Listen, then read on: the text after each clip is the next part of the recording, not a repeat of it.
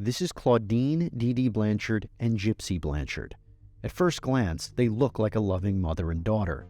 Those who knew them would say Dee Dee relentlessly took care of her young girl, who ever since the age of 8 was suffering from numerous ailments like leukemia and muscular dystrophy. The only problem? It was all a lie. Gypsy was in fact a healthy girl. Evidence would reveal that Dee Dee deliberately fabricated her daughter's medical conditions. She forced Gypsy to be confined to a wheelchair, shaved her head, and sometimes had her take medications that would mimic symptoms of real diseases.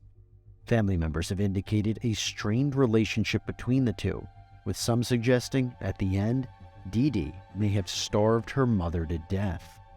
A caregiver is intentionally feigning or actually committing some kind of medical or psychological problem on the person that they are supposed to be caring for.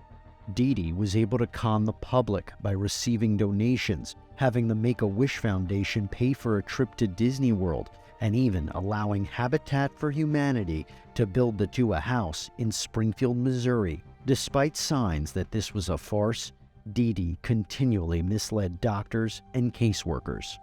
This is a failure of the healthcare system. How can a person who is not ill see so many neurologists, oncologists, and other doctors and not be treated?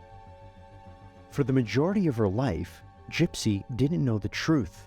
In fact, her mother convinced her she was younger than she was, going so far as to change the dates on her daughter's birth certificate. But by 19, Gypsy was beginning to peel back the layers and started to act out. In 2012, the story takes a turn. Gypsy meets a young man from Big Bend, Wisconsin named Nicholas Godejohn on a dating website called ChristianDatingForFree.com and forms a relationship with him. In 2015, they consummated their love by having in a movie theater bathroom behind Dee Dee's back. Dee Dee wasn't happy with the relationship. It didn't go well at all. My mother hated him from the moment they met. 3 months later, Dee Dee Blanchard would be dead. On June 14, 2015, law enforcement entered the Blanchard home and find her massacred corpse. A later autopsy revealing she had been stabbed 17 times. Initially, Gypsy is nowhere to be found. But then, a clue. Someone using Dee Dee's Facebook account posts graphic and disturbing messages. Investigators track the IP address to Nicholas Godejohn. Once Wisconsin authorities burst into his home, they find Gypsy alive and well. In a surprising twist, Nicholas decides to tell police what happened. Okay, I'll admit it. I was so late. Instead of girl. Do you know how many times you sat there? Four. Chapter 4? Yeah, 4 times. Up the 4th one, I felt they go into it. I think it might have been in a box. Did Gypsy know that you were going to kill her mother? Honestly, she asked me to. Okay. Why did she ask you to do that?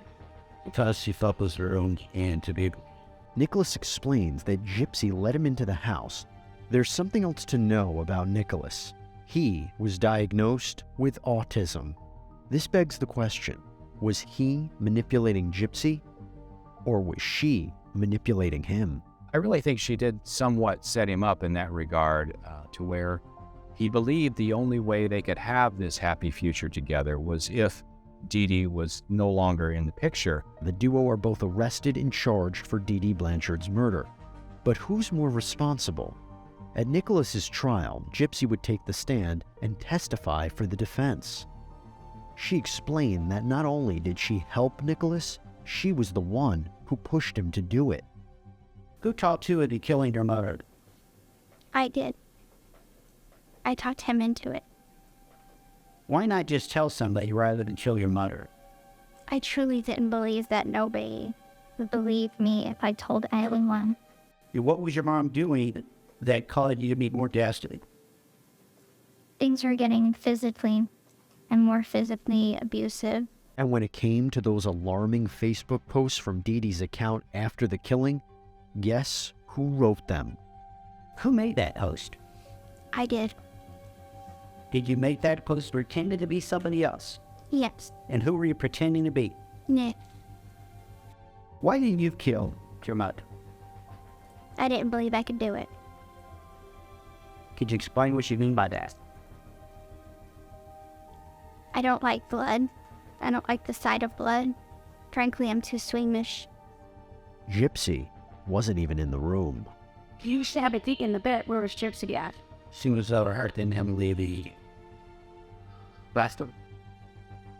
You mentioned that how the murder was to take place, that was all up to the defendant, correct? That is correct. And it was the defendant that told you he wanted to stab your mom. Correct. And it was the defendant that told you he wanted a knife. Yes. He wanted you to help clean up blood, right? Yes, sir. And he wanted you to Finger name Kira's blood tributes. Yes, sir.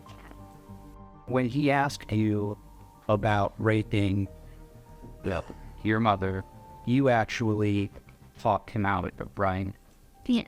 And you did so by offering the alternative that he would be able to you after the murder, correct? That's correct.